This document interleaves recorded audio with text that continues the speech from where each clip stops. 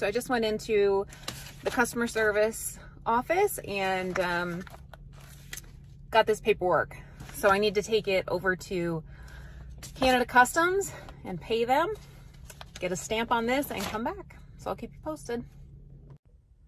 So I just finished at the Canadian Customs building. Not sure how long that took, maybe half hour, 45 minutes. So they just went over all my documentation and I had to pay duty on the price of the puppy. I believe you're also supposed to pay on the price of shipping, but they only charged me for the puppy. So the duty I paid was around $150 Canadian. I also will have to pay the cargo company about $150 for their fees.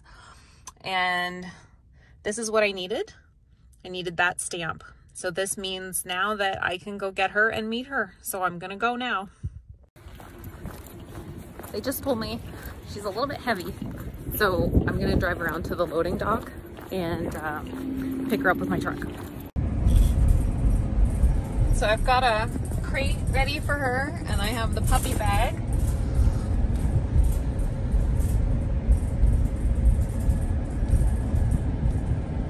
Just driving past all the cargo facilities.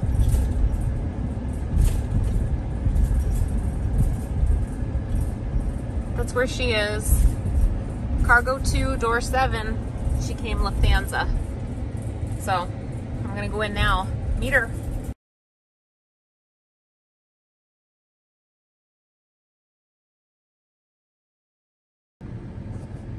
Here's our little baby. I couldn't get a video at the loading dock because she was on a forklift in her crate and we had to get her loaded up, but baby girl's here and her little tail was wagging. Her little tail was wagging. So she's here safe. Now we have a 2-hour drive home. So grateful that she made it. I had to pay $150 to cargo. I had to pay $150 to Canada Border Services. And the staff here at the cargo facility were just amazing. So that's my day. It's time to get this little girl home.